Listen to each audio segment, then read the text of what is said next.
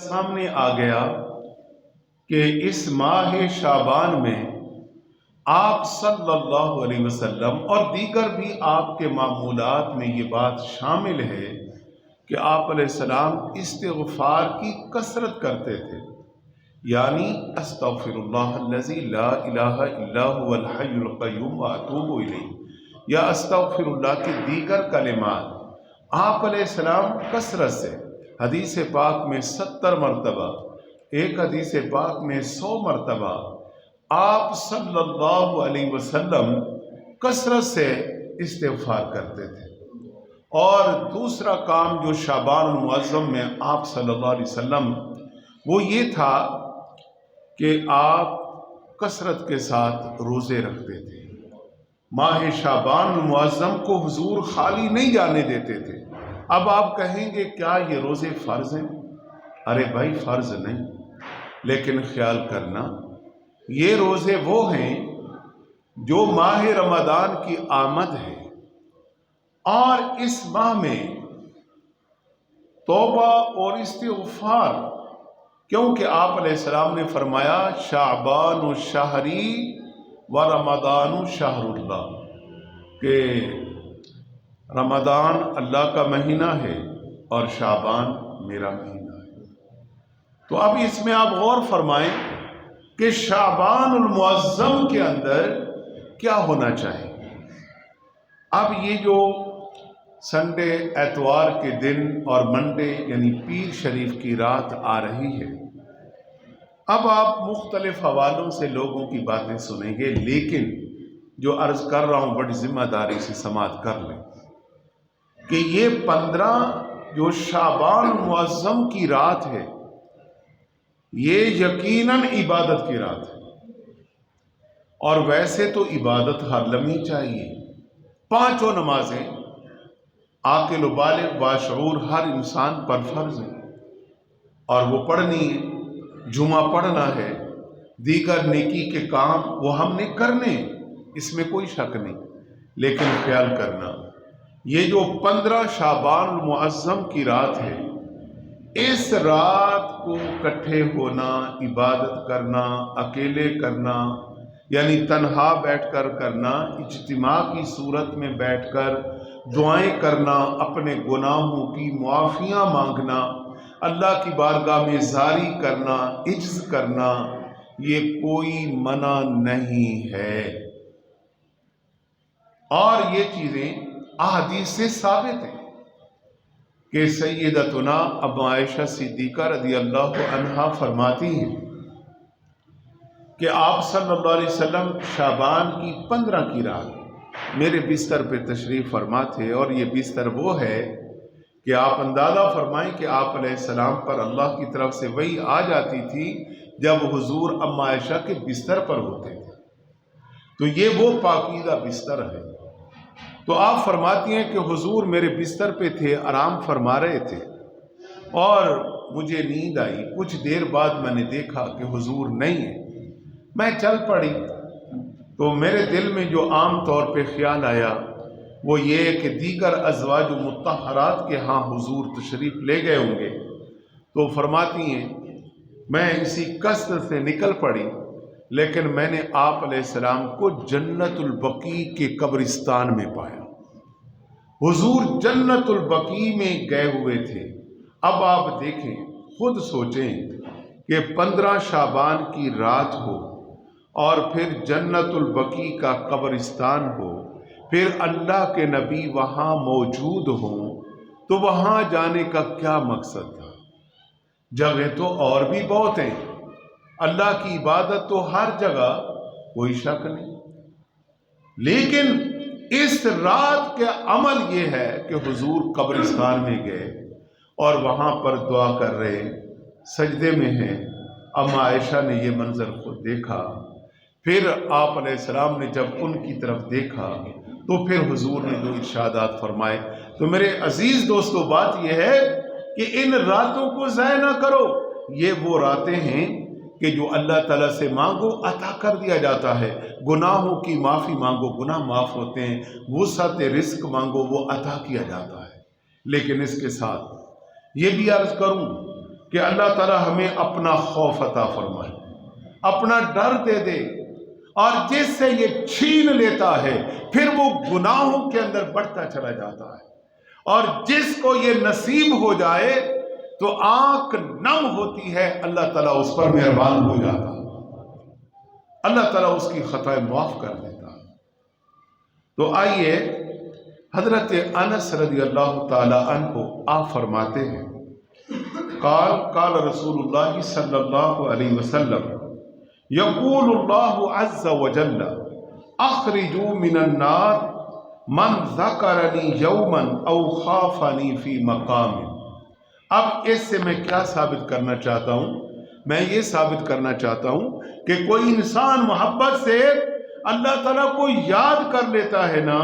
تو اللہ تعالیٰ اس کے بارے میں کیا فرماتا ہے؟ حضرت انس فرماتے ہیں کہ آپ علیہ السلام نے فرمایا کہ رب تعالیٰ ارشاد فرمائے گا قیامت کے دن کہ دوزخ میں ایسے شخص کو نکال دو جس نے ایک دن میرے خوف سے مجھے یاد کیا، ایک دن میرے ڈر سے کہ اوہو میں بھول گیا،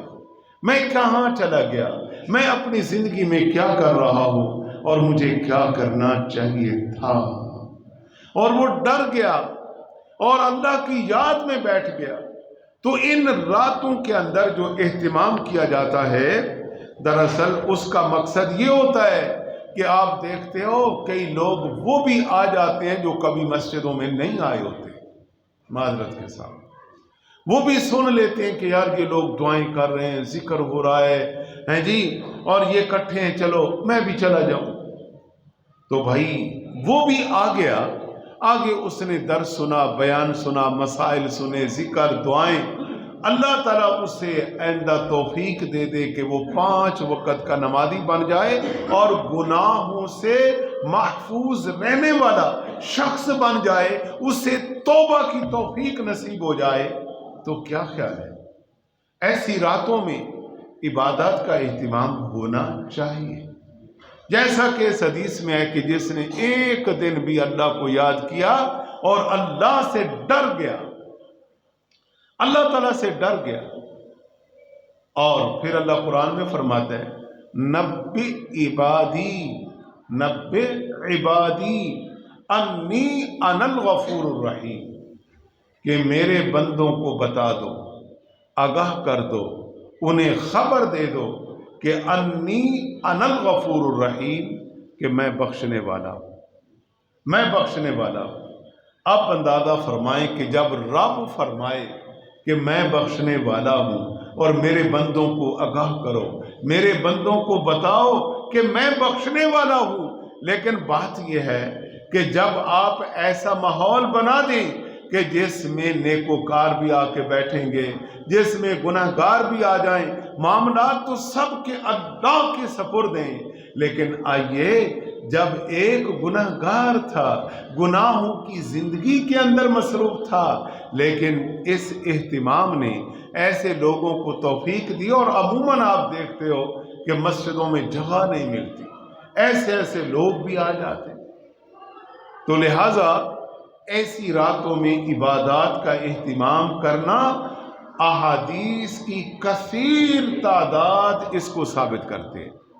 احادیث کی کثیر تعداد اس بات کو ثابت کرتی ہے کہ شب قدر، شب معراج اور یہ شب ماہ شعبان المعظم یہ برکتوں والی راتیں ہیں۔ شب قدر جس میں قرآن پاک کا نزول ہوا وہ بھی برکت والی رات ہے۔ معراج کی شب حضور کا دیدار اللہ تعالیٰ نے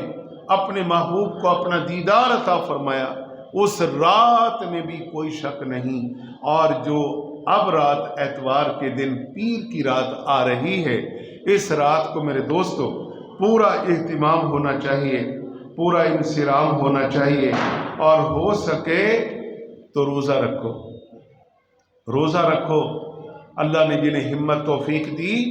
وہ اتوار کو بھی روزہ رکھیں، پیر کو بھی روزہ رکھیں۔ اتوار کو اس لیے کہ سال بھر کا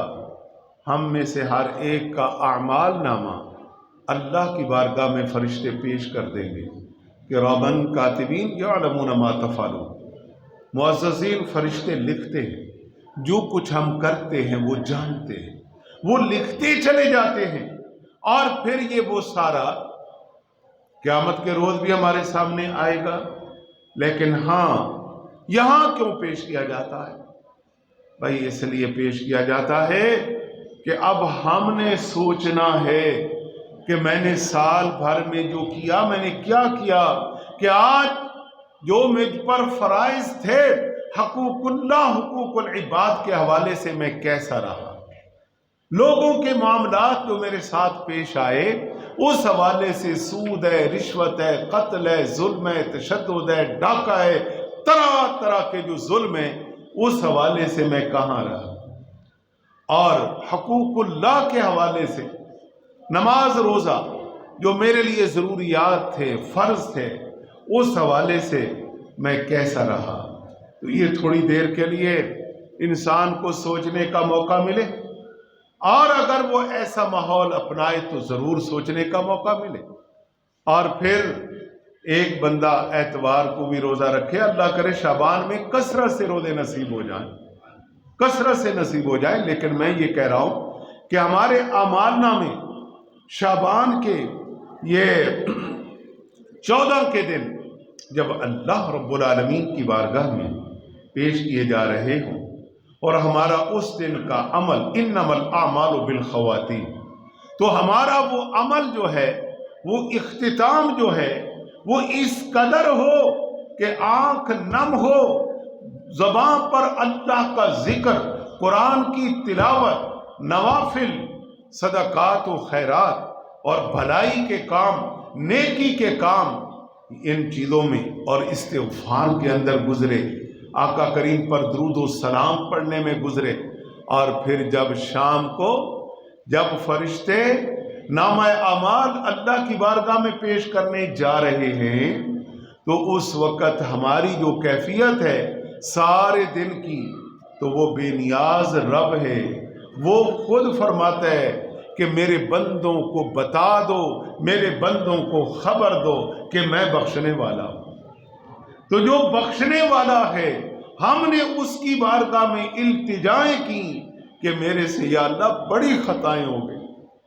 मैंने बड़े गुनाह किए, हकूकुल्लाह से मैं कासिर रहा, और हकूकुल इबाद के अंदर ना जाने मेरे से क्या गलतियां हो गई। तो ऐ अल्लाह, मैं तेरी बारगाह में माफ़ी चाहता हूँ।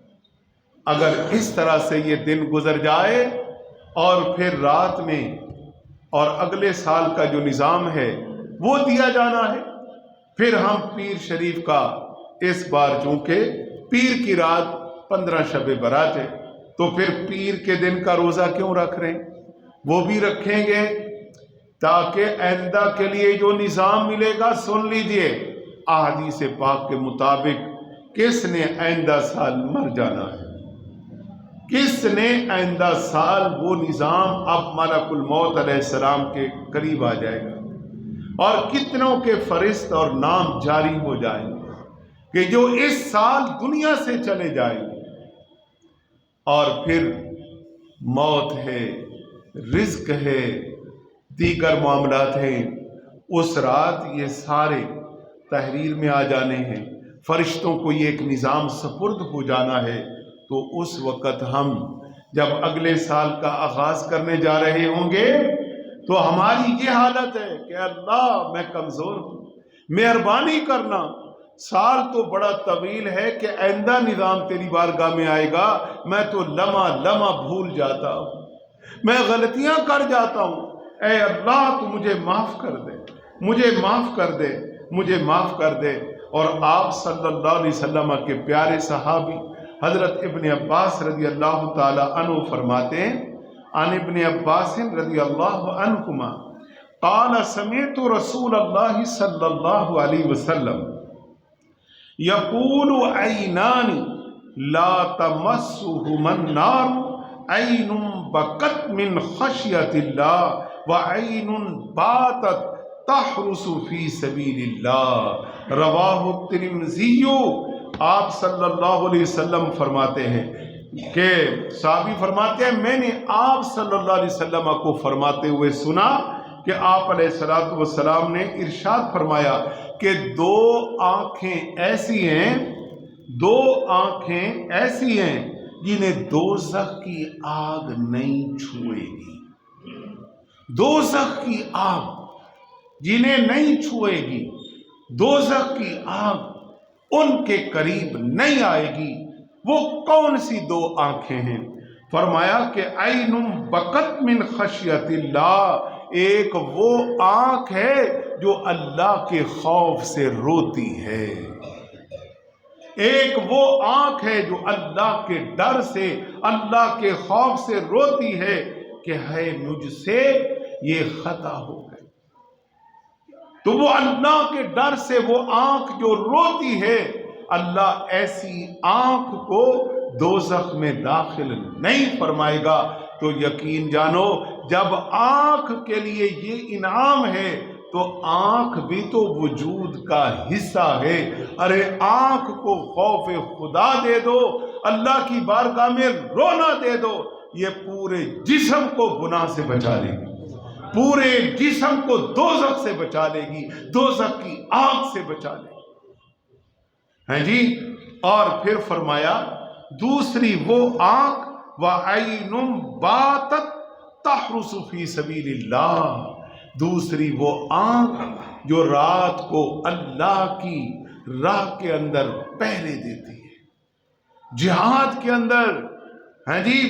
جس طرح ایک اسلام کی تاریخ ہے، کس طرح اسلام یہاں تک پہنچا ہے اور کتنے مجاہدین صحابہ شہید ہوئے ہیں، اور یہ جتنی تاریخ ہے اسلام کی، اور اس کا ایک پہلو جہاد بھی ہے۔ تو جہاد کون کرتے ہیں؟ بندے کرتے رہے، اور پھر انہوں نے اللہ کی راہ کے اندر رات اور دن جس طرح اپنے قربان کیے، تو فرمایا ایسی آنکھ جو مخالف اسلام کو، مخالف اہل ایمان کو، جو چاہتا ہے کہ میں مسلمانوں پر حملہ کروں، تو یہ آنکھ ایسے دیکھ رہی ہے کہ قبل اس کے کہ ظالم حملہ کرے میں پہلے اس پر برس جاؤں۔